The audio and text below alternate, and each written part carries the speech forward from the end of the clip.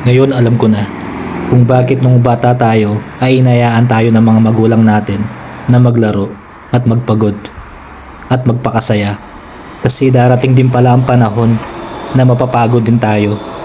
Pero di para maging masaya, mas lamang na yung lungkot. Kaya pala inutusan tayo ng mga magulang natin noon, hindi para pahirapan tayo. Yung mga utos pala na yon ay magiging aral na babaunin natin pagdating ng panahon. Ngayon alam ko na.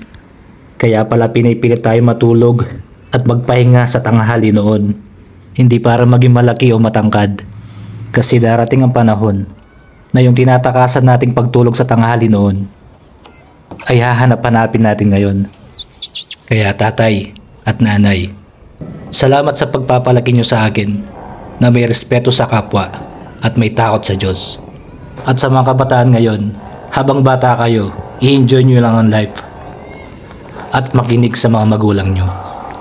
Mag-aral kayo ng mabuti at ang pinaka-importante ay lumaki kayo na may takot sa Diyos.